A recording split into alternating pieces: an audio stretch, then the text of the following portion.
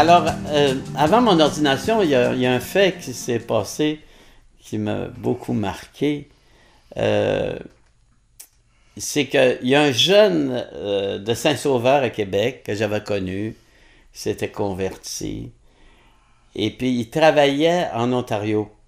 Alors, à un moment donné, j'avais été faire un mouvement à la rencontre en Ontario, et on lui avait demandé de venir sur l'équipe, tu sais. Alors là, on est en janvier 1982. Bon. Alors, il est là sur l'équipe et tout d'un coup, il va à Chapelle. Il y a une chapelle. Moi, je suis dans le corridor, il va à Chapelle. D'un coup, il sort tout d'un coup. Il arrive vers moi. Il dit, André. Je dis, quoi? Qu'est-ce que t'as? Il dit, avant que les feuilles tombent cette année, tu vas être ordonné prêtre. Je dis, que c'est ça? Pourquoi tu me dis ça? Mais je sais pas, c'est venu comme ça dans mon cœur, dans la chapelle. Alors moi, ça m'a frappé.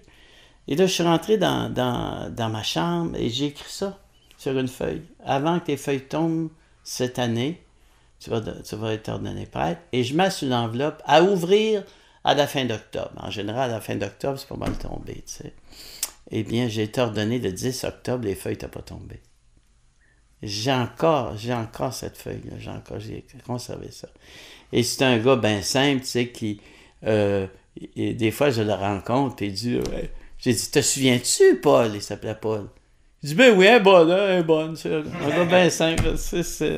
En fait, moi, je me dis, c'est un ouvrier qui m'a prophétisé, tu sais, qui a fait une prophétie. C'est une vraie prophétie, ça. Là. Hein? Alors, mon ordination, ça s'est fait à la fin d'un congrès de la rencontre. Bon. Alors, c'est un congrès. Le congrès avait lieu à Lévis. C'est pour ça que mon ordination s'est faite à Lévis, parce que c'était comme la fin du congrès, c'était mon ordination. Il finissait le congrès comme ça. Puis aussi, il y avait 1200 personnes. L'église était archi pleine. C'était plein. Il y avait beaucoup, beaucoup de jeunes, des jeunes de la rue, même j'avais aidé, qui étaient là. C'était une grande, grande, grande joie. Une grande joie. Puis il y avait... En tout cas, ça m'a beaucoup, beaucoup touché. Et j'ai commencé, même le soir même de mon ordination, j'ai commencé à avoir des demandes pour confesser. C'était un peu spécial. Ça a commencé comme ça, là.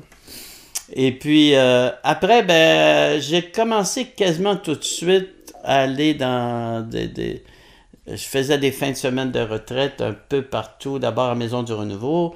Après ça, les centres de retraite, l'Alliance, Grimby, le centre Paul VI pour les jeunes. Je donnais des semaines là. Après ça, ça a commencé les demandes pour des retraites paroissiales, des missions paroissiales. On appelait ça des missions paroissiales des fois. Alors, j'ai été des années à passer comme un missionnaire itinérant, qu'on peut dire un évangélisateur itinérant, de paroisse à paroisse.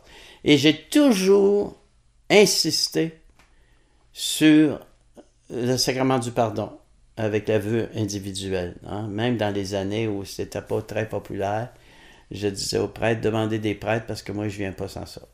Alors, je mettais ça comme ça. Et puis, il y a eu des grosses conversions, des transformations. Des fois, j'en entends parler. Tu m'as confessé il y a 20 ans, il y a 25 ans, c'est ça, je sais pas moi. Hein? Alors, j'ai fait quasiment une partie de la province du Québec, une grosse partie de la province du Québec. Après ça, j'ai prêché en Ontario, dans tous les Canadiens français d'Ontario, au Nouveau-Brunswick. Et puis après ça, j'ai eu des demandes en Haïti, en Martinique. Bon, c'était jusqu'au Portugal. Etc. J'étais toujours un prédicateur itinérant, puis un confesseur. La miséricorde, c'était ça, c'était la miséricorde, la prédication, l'évangélisation, parce que je pense que au Québec, le Père Roy en parlait en son temps. Il disait, avec son langage spécial, hein, Père Roy, il disait, Jésus, il dit qu'on devrait laisser les 99 brebis pour courir après celle qui est perdue. Mais aujourd'hui, les 99 sont perdus, puis on flatte la brebis qui est restée. ça. Alors, moi, je pense qu'actuellement, le gros problème, c'est qu'on a une pastorale. Il en faut pour les gens qui sont déjà chrétiens, convertis, mais les 97% qui sont pas là, qui va s'en occuper? Moi, j'ai toujours pensé qu'il fallait quasiment peut-être une nouvelle sorte de prêtre plus évangélisateur, c'est-à-dire on a seulement la pastorale des paroisses, mais il faut une sorte de prêtre plus évangélisateur, à peu près des prêtres, des laïcs aussi, là, en équipe qui évangélisent, parce que sans ça, je ne sais pas ce qui va arriver. Hein.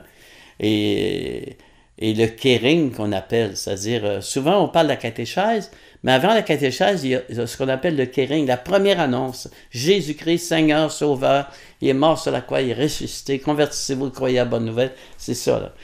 Là. Alors moi, je crois que ça presse une pastorale d'évangélisation, puis l'évangélisation des pauvres. Parce que des fois, il y a des mouvements, ils apprennent, ils font des choses pour évangéliser, mais ça ne se rend pas aux petits et aux pauvres. C'est comme une élite pastorale, venez vous faire évangéliser, mais à un moment donné, ils vont tous se rendre aux pauvres. La bonne nouvelle est annoncée aux pauvres. Hein? Le Père Roy, il disait, on ne le vit pas souvent dans l'Église. Hein? Alors quand il faut absolument avoir tout l'argent nécessaire pour se faire évangéliser, c'est dommage, là, un peu. Une chose aussi, j'ai été rédacteur en chef de la revue Je crois. J'ai d'abord écrit dans ça, mais j'ai toujours eu un don pour écrire. J'écrivais de la poésie, moi, 16-17 ans. Puis là, je suis rendu à 70 ans, puis j'écris encore de la poésie. C'est un peu spécial. On dit des fois, c'est normal qu'un jeune homme de 20 ans écrit de la poésie. Mais il est un vrai poète quand il n'écrit encore à 40 ans. Hein? Il y a du vrai dans ça. Et alors, j'ai toujours écrit de la poésie, mais j'ai commencé à sortir des livres. Le premier que j'ai sorti, c'est Au cœur de la misère, la miséricorde.